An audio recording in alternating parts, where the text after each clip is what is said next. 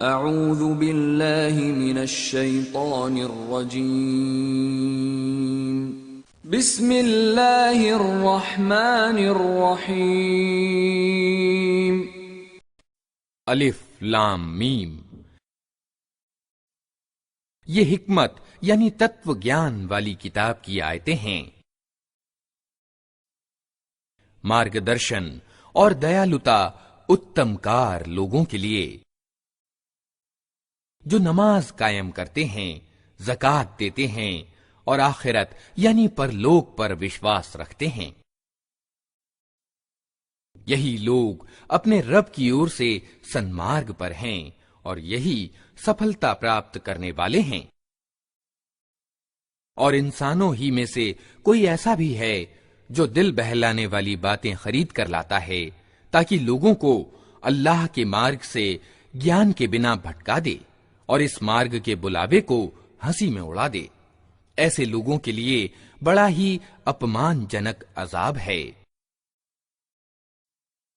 उसे जब हमारी आयतें सुनाई जाती हैं तो वो बड़े घमंड के साथ इस प्रकार रुख फेर लेता है मानो उसने उन्हें सुना ही नहीं, मानो उसके कान बहरे हैं। अच्छा, खुशखबरी दे दो उसे एक दुखद अजाब की। अलबत्ता जो लोग ईमान ले आएं और अच्छे कर्म करें उनके लिए नेमत भरी जन्नतें हैं जिनमें वे हमेशा रहेंगे। ये अल्लाह का पक्का वादा है और वो प्रभुत्वशाली और तत्वदर्शी है। उसने आसमानों को पैदा किया बिना स्तंभों के जो तुम्हें नजर आएं। उसने जमीन में पहाड़ जमा दिए ताकि वो तुम्हें लेकर ढुलक न जाए। उसने हर प्रकार के जानवर जमीन में फैला दिए और आसमान से पानी बरसाया और जमीन में विभिन्न प्रकार की अच्छी चीजें उगा दी। ये तो है अल्लाह की संरचना। अब जरा मुझे दिखाओ इन दूसरों ने क्या पैदा किया है। असल बात यह है कि ये जालिम लोग स्पष्ट पथभ्रष्टता में पड़े हुए हैं। हमने लुकमान को हिकमत यानी तत्वदर्शिता प्रदान की थी कि अल्लाह के प्रति कृतज्ञता दिखाए। जो कोई कृतज्ञता दिखाए उसकी कृतज्ञता उसके अपने ही लिए लाभदायक है और जो इनकार और कृतज्ञता की नीति अपनाए तो वास्तव में अल्लाह निस्पृह और आपसे आप प्रशंसित है। याद करो जब लुकमान अपने बेटे को नसीहत कर रहा था तो उसने कहा, बेटा, अल्लाह के साथ किसी और को शरीक न करना। सत्य ये है कि शिर्क यानी बहुदेववाद बहुत बड़ा जुल्म है। और ये वास्तविकता है कि हमने इंसान को अपने माँ बाप का हक पहचानने की स्वयं ताकीद की है। उसकी माँ ने कमजोरी पर कमजोरी झेलकर उसे अपने पेट में रखा और 2 वर्ष उसका दूध छूटने में लगे। इसीलिए हमने उसको नसीहत की कि मेरे प्रति कृतज्ञता दिखाओ और अपने माँ बाप के प्रति कृतज्ञ हो। मेरी ही ओर तुझे पलटना है। लेकिन अगर वे तुझ पर दबाव डालें कि मेरे साथ तू किसी ऐसे को शरीक करे जिसे तू नहीं जानता, तो तू उनकी बात हरगिज न मान। दुनिया में उनके साथ अच्छा व्यवहार करता रह, मगर चल उस व्यक्ति के मार्ग पर जिसने मेरी ओर रुजू किया है। फिर तुम सबको पलटना मेरी ही ओर है। उस समय मैं तुम्हें बता दूंगा कि तुम कैसे कर्म करते रहे हो। और लुकमान ने कहा था कि बेटा, कोई चीज राई के दाने के बराबर भी हो और किसी चट्टान में या आसमानों या जमीन में कहीं छुपी हुई हो, अल्लाह उसे निकाल लाएगा। वो सूक्ष्मदर्शी और खबर रखने वाला है। बेटा, नमाज कायम कर, नेकी का आदेश दे, बुराई से रोक और जो मुसीबत भी पड़े उस पर सब्र कर। ये वे बातें हैं जिनकी बड़ी ताकीद की गई है। और लोगों से मुख फेर कर बात न कर, न जमीन में अकड़ कर चल। अल्लाह किसी अहंकारी और डींग मारने वाले को पसंद नहीं करता। अपनी चाल में संतुलन बनाए रख और अपनी आवाज तनिक धीमी रख। सब आवाजों से ज्यादा बुरी आवाज गधों की आवाज होती है। क्या तुम लोग नहीं देखते कि अल्लाह ने जमीन और आसमानों की सारी चीजें तुम्हारे लिए वशीभूत कर रखी हैं और अपनी खुली और छिपी नेमतें तुम पर पूर्ण कर दी हैं।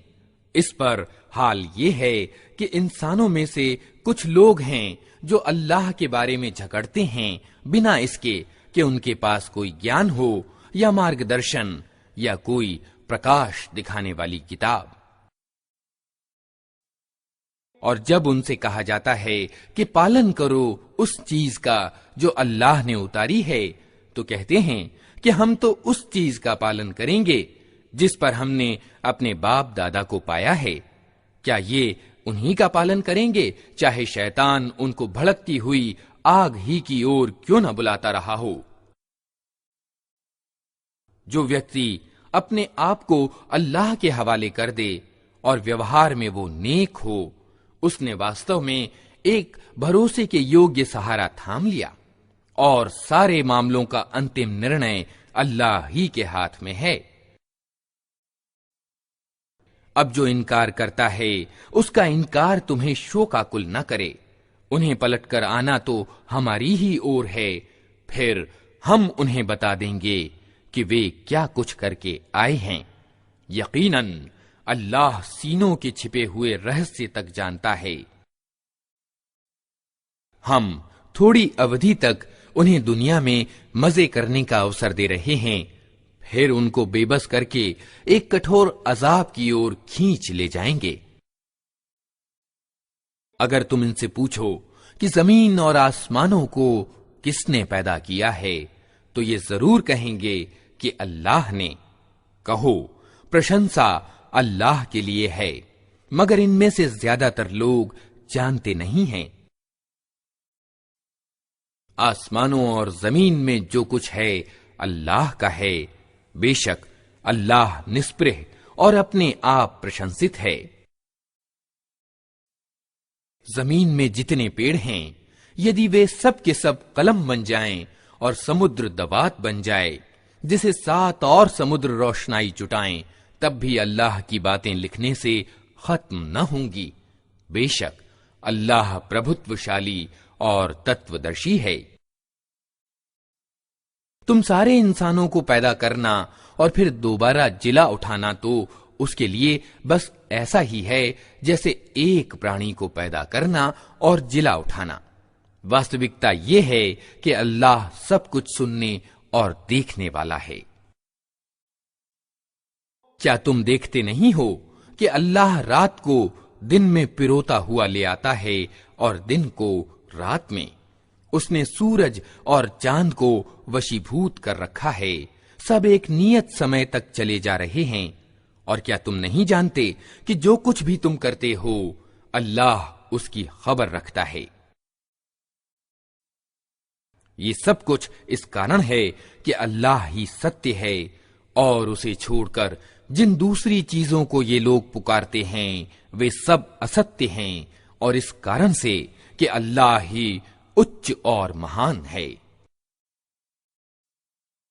क्या तुम देखते नहीं हो कि नौका समुद्र में अल्लाह के अनुग्रह से चलती है ताकि वो तुम्हें अपनी कुछ निशानियां दिखाए। वास्तव में इसमें बहुत सी निशानियां हैं हर उस व्यक्ति के लिए जो सब्र और शुक्र करने वाला हो। और जब समुद्र में इन लोगों पर एक मौज छत्रों की तरह छा जाती है तो ये अल्लाह को पुकारते हैं अपने धर्म को बिल्कुल उसी के लिए विशुद्ध करके। फिर जब वो बचाकर इन्हें स्थल तक पहुंचा देता है तो इनमें से कोई बीच का मार्ग अपनाता है और हमारी निशानियों का इनकार नहीं करता, मगर हर वो व्यक्ति जो विश्वासघाती और कृतघ्न है। बचो अपने रब के प्रकोप से और डरो उस दिन से जब कोई बाप अपने बेटे की ओर से बदला न देगा और न कोई बेटा ही अपने बाप की ओर से कुछ बदला देने वाला होगा। निश्चय ही अल्लाह का वादा सच्चा है। अतः ये दुनिया की जिंदगी तुम्हें धोखे में न डाले और न धोखेबाज तुमको अल्लाह के मामले में धोखा देने पाए। उस घड़ी का ज्ञान अल्लाह ही के पास है। वही वर्षा करता है, वही जानता है कि माओं के पेट में क्या पल रहा है। कोई प्राणी नहीं जानता कि कल वो क्या कमाई करने वाला है, और न किसी व्यक्ति को यह खबर है कि किस भूभाग में उसको मौत आनी है।